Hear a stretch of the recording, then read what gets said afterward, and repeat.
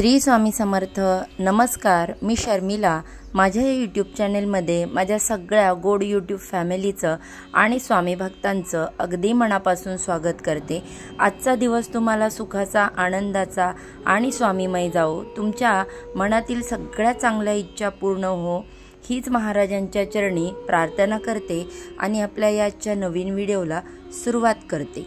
बघा, एकादशी तिथी ही एक अतिशय चमत्कारी अनुभव देणारी तिथी आहे आणि यावर्षी श्रावणातील पुत्रदा एकादशी आलेली आहे 5 ऑगस्टला आणि म्हणूनच तुम्हाला सुद्धा भगवान श्री हरी, विष्णू आणि पांडुरंग यांच्या जर आशीर्वादाचा अनुभव घ्यायचा असेल तर तुम्ही या एकादशीला या गोष्टी नक्की करा। खास करून ज्यांना काही संतती प्राप्तीसाठी व्रत करायचं आहे किंवा जे अपत्य प्राप्तीसाठी प्रयत्न करतायत, बाळ व्हावं म्हणून प्रयत्न करतायत, तर त्यांनी या पुत्रदा एकादशीचा अवश्य लाभ घ्यावा आणि व्रत करावं। आणि ज्यांना मुलं आहेत त्यांनी सुद्धा मुलांच्या कल्याणासाठी या पुत्रदा एकादशीला काही गोष्टी अवश्य करा। पण नक्की करायचंय काय तर बघा, या व्हिडिओमध्ये मी तुम्हाला हेच आज शेअर करणार आहे।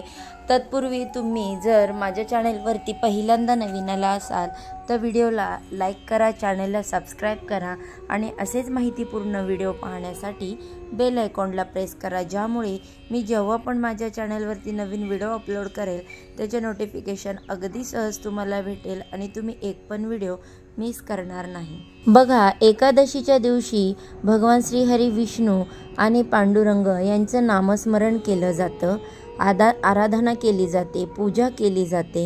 एकादशी तिथी ही भगवान श्री हरी विष्णूंची लाडकी मानली जाते। तसेच बघा, अनेक उपासक कोणताही हेतू नसताना प्रत्येक महिन्याला येणाऱ्या एकादशीचं व्रत करत असतात।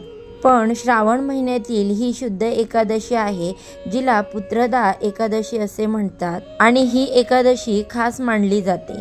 वास्तविक पाहता पुत्रदा एकादशी व्रत जे आहे ते वर्षातून 2 वेळा केलं जातं। एक म्हणजे श्रावणात येणारी पुत्रदा एकादशी आणि दुसरी म्हणजे पौष महिन्यात येणारी एकादशी। आता बघा, आपण बघणार आहोत श्रावणात येणाऱ्या एकादशीचं पुत्रदा एकादशी जी आपण तिला म्हणतो तिचं महत्त्व काय आहे, त्या दिवशी आपल्याला काय करायचं आहे। तर बघा, सकाळी आपल्याला लवकर उठायचं आहे, त्यानंतर स्वच्छ स्नान करून स्वच्छ कपडे परिधान करायचे आहेत आणि त्यानंतर मग आपल्याला पूजेला सुरुवात करायची आहे। बघा, कुठल्याही व्रताची सुरुवात जी होते ती संकल्पाने होत असते, त्यामुळे भगवान श्री हरी विष्णूंची पूजा जी आहे त्यांचा संकल्प करायचा आहे। श्री हरी विष्णूंची स्थापना चौरंगावरती करावी। बघा, तुमच्याकडे जर श्री हरी विष्णूंची स्थापना मूर्ती नसेल तर तुम्ही विठ्ठलांची मूर्ती घेऊ शकता किंवा मग बाळकृष्णांची मूर्ती देखील तुम्ही घेऊ शकता। आणि त्यानंतर बघा, त्यांना पंचामृताने अभिषेक घालायचा आणि त्याच्यानंतर स्वच्छ पाण्याने धुवून मग त्यांची पुन्हा विधिवत अशी पूजा मांडणी करायची आहे। थोडेशा अक्षदा घ्यायच्या, अक्षदावरती आपल्याला हळदी कुंकू अर्पण करायचं आणि त्यावरती यांची जी आपण पूजा करणार आहोत त्यासाठी स्थापना करायची आहे। त्यानंतर बघा, आपण हळदी कुंकू, अक्षदा, फुलं, त्यानंतर बघा तुळशीपत्र हे वाहून त्यांची विधिवत पूजा करायची। त्यानंतर बघा, 5 फळांचा नैवेद्य अर्पण करायचा, धूपदीप नैवेद्य अर्पण करायचा, त्यानंतर पांडुरंगाची आरती बोलायची आणि बघा त्यानंतर मनापासून नमस्कार करून सर्वांना प्रसादाचे वाटप करायचे।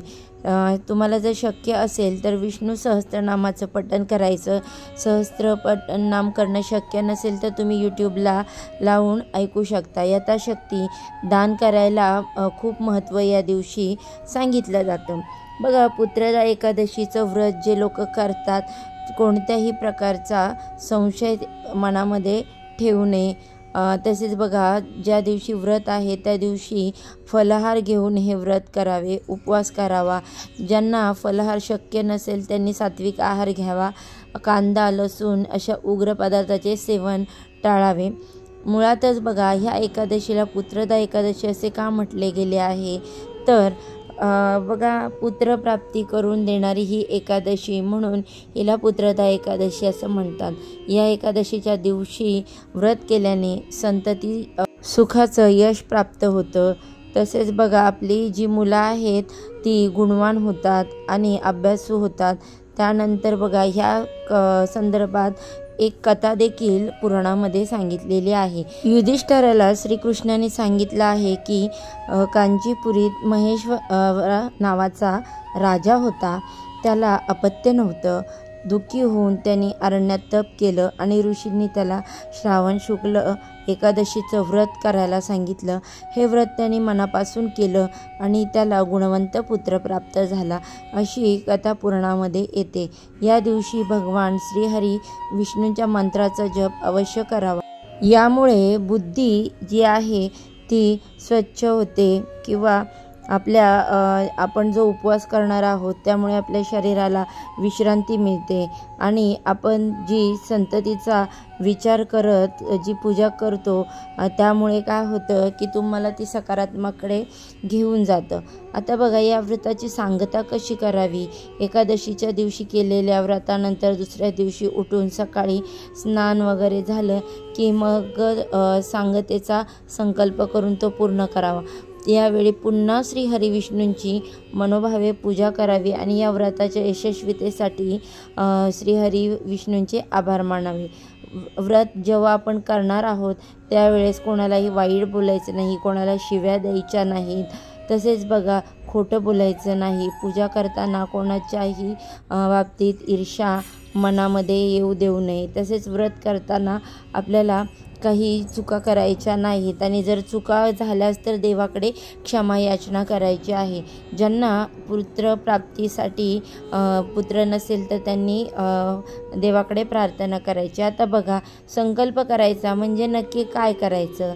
तुम्ही एकादशी व्रताचा संकल्प कराल तेव्हा तुमचं नाव, गाव, गोत्र या सगळ्याचा उल्लेख केला जातो आणि तुम्ही हे श्रद्धेने श्रावण एकादशीचं जे व्रत आहे ते करत आहे आणि संतान सुख प्राप्त व्हावं मला अशी प्रार्थना करावी आणि यालाच म्हणतात संकल्प करणे.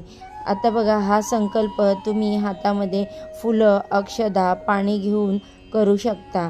कुठल्याही व्रताला संकल्प कसा करावा याबद्दल व्हिडिओमध्ये माहिती दिलेलीच आहे. त्यानंतर बघा हा व्हिडिओ तुम्ही नक्की पाहिला तर तुम्हाला तो अगदी नक्की मार्गदर्शक ठरेल.